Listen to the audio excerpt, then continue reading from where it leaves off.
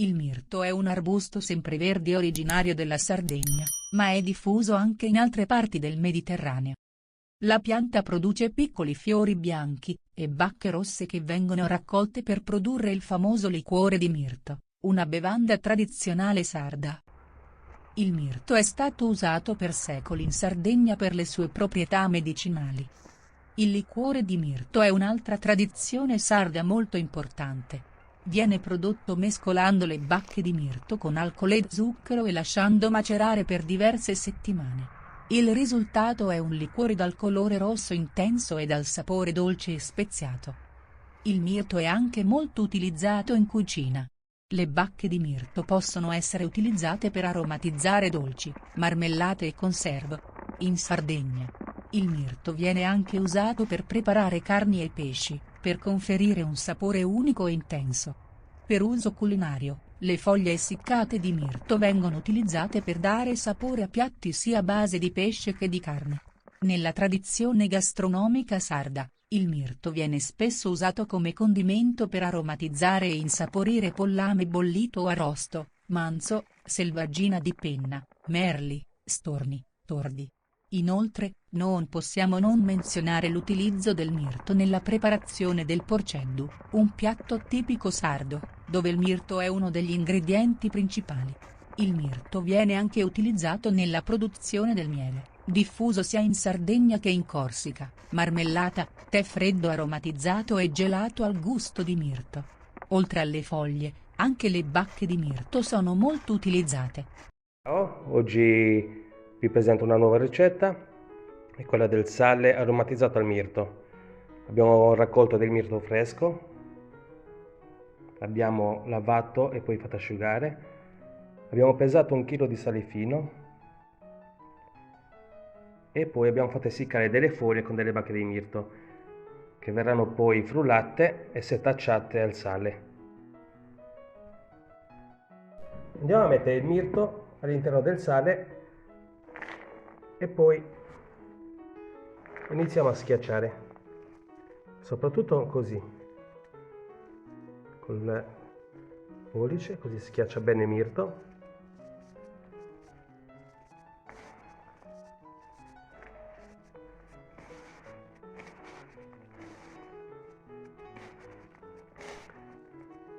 Che poi il sale andrà anche a prendere il suo color rossastro, che è il colore delle bacche.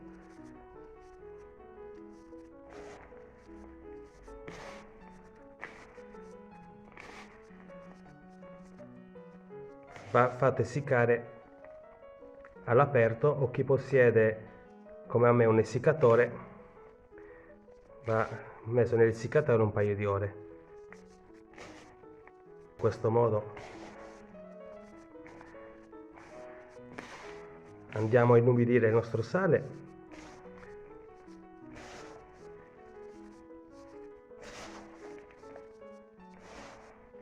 Vedete, il sale sta già prendendo il colore rosastro.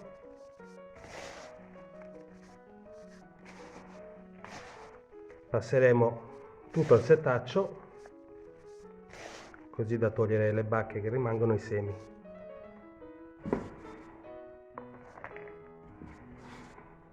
Eccoci. Ecco, a questo punto abbiamo schiacciato bene le bacche. Ora il nostro sale è bello umido e andiamo a predisporlo nel nostro essiccatore. Io ho preso della carta dal forno, che ho fatto una formina perché sennò il sale andrà a cadere, e vado ad adagiarci il sale sopra. Ripeto, questo è un metodo che ormai lo può fare chi ha l'essiccatore, altrimenti si può fare benissimo all'aria aperta. Si lascia 1 o 2 mattine al sole e si fa asciugare bene.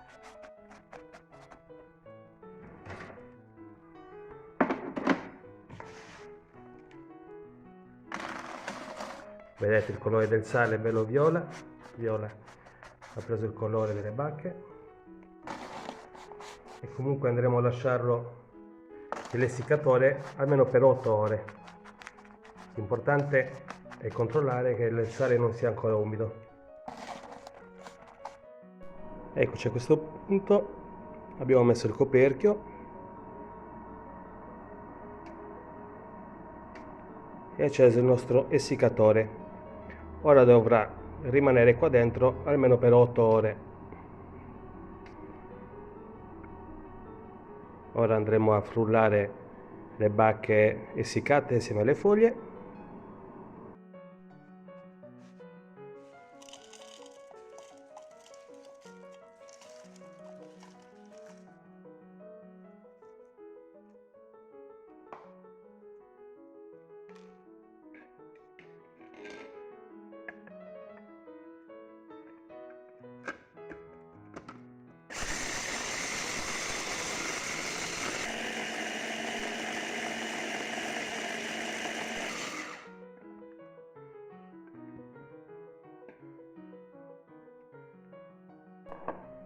Ecco, ora andiamo a setacciare il nostro frullato di bacche e di foglie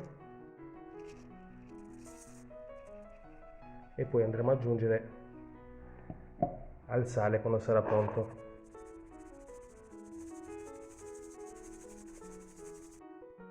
Questo darà al nostro sale un profumo e un sapore in più. Ecco, sono passate le 8 ore, ora il sale si è ben asciugato.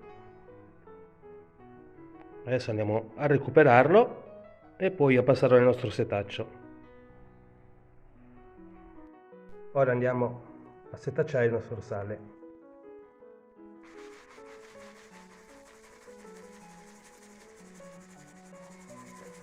Guardate che bellissimo colore.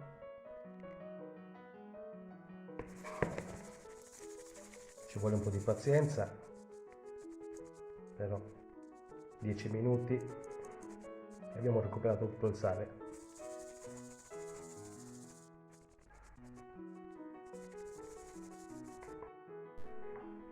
Ed ecco, il sale setacciato ha preso un bellissimo colore. Ora andiamo ad aggiungere le foglie e il mirto essiccato.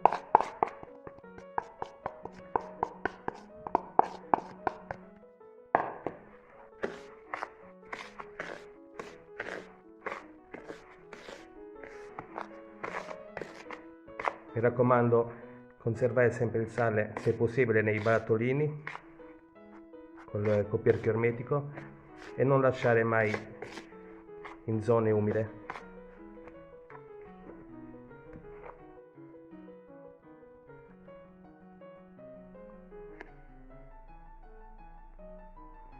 Ed ecco qua, il nostro sale al mirto è pronto.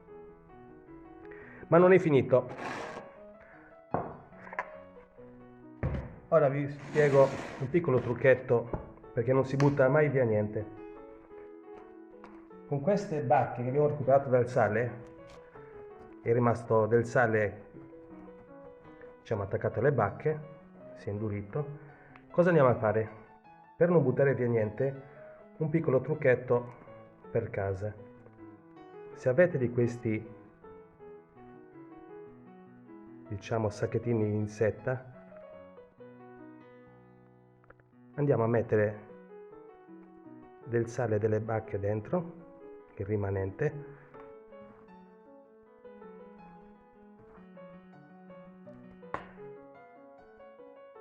e poi questo viene chiuso, messo in un bicchierino di plastica e poi messo all'interno di cassetti di casa. Questo è un aiuto all'umidità, questo assorbe l'umidità e quindi ci troviamo non solo i cassetti asciutti e aver il rischio di creare muffe, soprattutto in inverno con l'umidità dentro casa, ma anche a profumare il cassetto.